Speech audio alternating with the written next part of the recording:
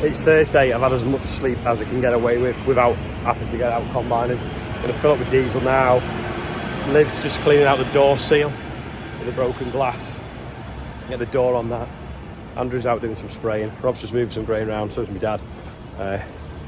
See if we can get the barley finished, our own barley finished today. About 100 acres to go. So we'll just get the right screws now to undo the hinges. Hopefully that now should fit. That's loose, isn't it? Get a bolt for that. Fitted the door glass, filled up the diesel. Now we're just washing off the Your Harvest sign because we're doing some filming with NFU. Rob's just trying to get the header out the shed because we coupled on at a different angle to what we dropped it last night. So he's just put the Merlo in crab to walk it over a bit. He's going to put it back into 4 now and hopefully we're away. Just pulled up in the field now, NFU are here to do some filming, and you can see the spots of rain on the window and a big black cloud. Not ideal. We are back cutting barley now. I've chopped that bit there where it floods and it's a bit weedy. Get it out of the way as well because it looked rubbish on the NFU videos. A few wild oats in this field further over there, but on a whole it's not looking too bad now. These green patches are worked as manholes, so wild oats growing around them because there was no barley sown, so they were looking to compete. But the good thing is at least I can see them and I won't catch them with the header, hopefully. Now, we've not been able to do this for a while, but hopefully we can empty behind the header. I'm coming right up.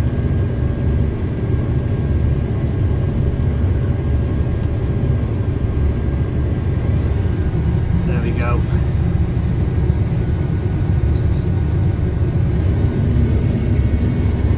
We've got a shorter spout now. I forgot there was some already in the trailer, so he started emptying and suddenly it went because he couldn't spit all the grain out. So folded back in now, get to the other end of the field. Hopefully should be enough room in the tank, then we'll empty again. Knock the inner spout off. Just gonna have to undo this clamp, thread it back up inside. Just stopped in the middle of the field. This is a flood. We're just gonna do a little bit of filming now about the combine, how it works for TikTok.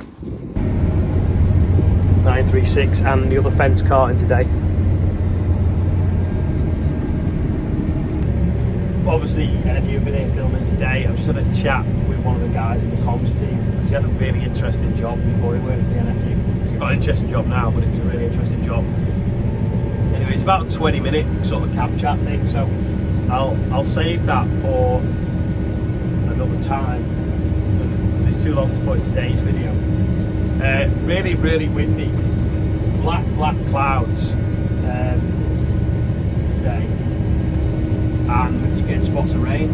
We're only still in the first field. There was 30 acres we wanted to cut and then get into this bigger field. Well, got a bit delayed. We put the door on the tractor. One of the fuel tanks ran out of diesel, which I've forgotten about, to sort that out, and then obviously doing bits of filming and things. Oh, and knocking that spout internal bit off by jamming it up. So we'll see how we get on, but I think we're going to be looking just to even finish the field that we're in. Just get it full. Just pull forwards a little bit, Liv.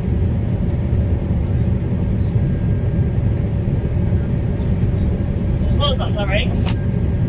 If you just pull forwards then match your speed, then I'll fill the top at the back of the trailer. In fact, loads of people asked yesterday where these are from, Agricon. So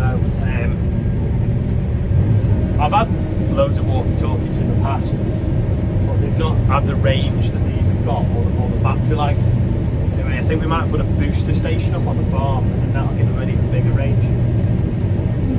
You can get them hardwired in, which is handy, but I've always found in the past that you swap tractors and you're always messing around with wiring, unless you get someone that just plug in and then you sort of like suction cup them to the window perhaps.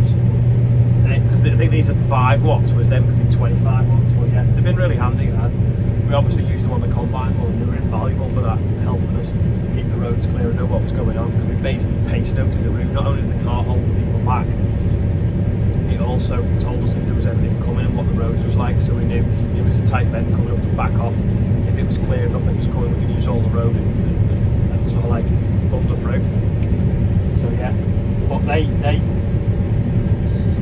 gave us them, they donated them to use on the combine run, but I have done a deal to buy them off them because they're really good. Shameless plug, gives a bigger discount. Yeah, so but about 4 or 5 people messaged me yesterday asking where they were from, so everyone knows now. Probably couldn't have picked a weedier field to cut while they were here today, but never mind, it's not so bad here now. But I know there was a block spout behind the wheel of the sprayer, which has meant every tram line's grassy, and then there's a few wild oats popped up in that far side of the field as well. But we're getting through it, plenty of dust coming off. It's saying it's 13.2%.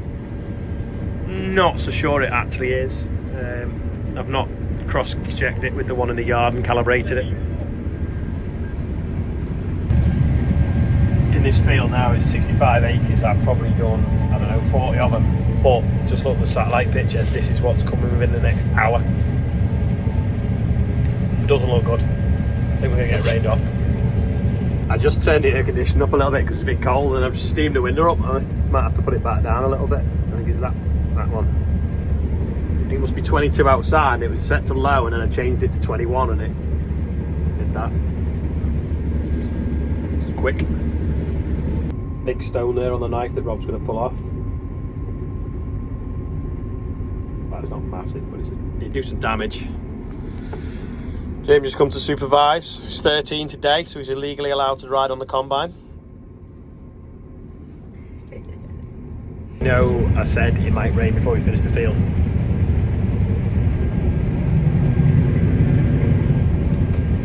We've got rain, only on the left, not on the right. Right's fine, not forwards either, so we'll keep going. It's a shame because he's reading 13.9% there on the screen. Let's see what it goes up to in a minute. And at 3.2 mile an hour we're using 16% engine load, 17% engine load. So we'll see if that up 25, 27%. We'll see if it creeps up anyway as it gets damper. You can tell it's raining now because the stuff is sticking to the centre of the reel. So this dust that's blowing out the front there is all sticky and wet. Go! I'm sure if you can see the rain against the trees. It's properly raining now. Go! Need to cut them trees, can never fit underneath them. So far it's been raining for about 5 minutes and the moisture's actually gone down. Yeah, I'll top live up now, might be a last load if you look at the window. Moisture's gone up to 20%. I think it has stopped. So we might just try and fill this trailer and see what happens. I don't really like leaving the field half cut, it just annoys me coming back to it, so try and push on and see if we can get finished. If the rain has stopped, it's quite windy, it should blow off a bit. It's about 10 minutes later, Rob's waiting, 15.5 now, we're back down to, so we'll just keep pushing on. See if we can get finished. Ignore the green bit here. Wasn't worth the cost of the axial. That's a wild oak spray and we got a flush quite late on. We're going to give up. It's started raining again. We've got about 4 hectares left to go, just short of an hour. Then we've got to then get home and mess about, so we've got to cut a field the other side of them trees as well that's sparley, so we'll call it a day now, come back tomorrow, finish this, finish that. That's all our barley finished then, hopefully. Just a bit of bills then to go on to. Name that tune. Same here as the last one. Yeah, it's properly raining now. Even that Walker's got an umbrella. And Liv's got to run up. Yeah, I think we made the right decision to take the header off now before it got too wet. This is the awkward bit now, getting this header out of this gate because the axle will swing round into that post. Hopefully he'll make it.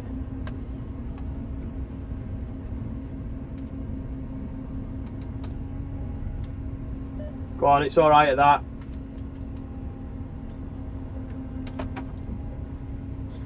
Go on, go on, go on, go on. It's easy, I think. Just steady down the last bit. Go on, go on, go on. Yeah, you're out at that now. Full straight out there, it's car in front of me. That lamp post makes it really difficult. Header's back of the shed, combine's over there. You can see how wet it is. Straw's been sticking to the back. That'll do the birthdays now. Dead quick birthday bumper, Henry Meredith. David Little is 67, Mark Goodwin's 63, Abel Newland's 2. Sorry, no, Henry Meredith was born today, so congratulations there. Sheena Munro is 66. Pete Sampson missed him yesterday, so happy belated birthday. Trevor Kerwin, 70. It was his birthday a few days ago. He's not so well in hospital, so get well soon. Chloe Hudson, all the way from Canada, is 16. Happy birthday to you, and £39,175 raised for the Northwest Air Ambulance. Thank you, everyone that's on there. If you want to be on a birthday bumper, scan that QR code or just look at the link below every video.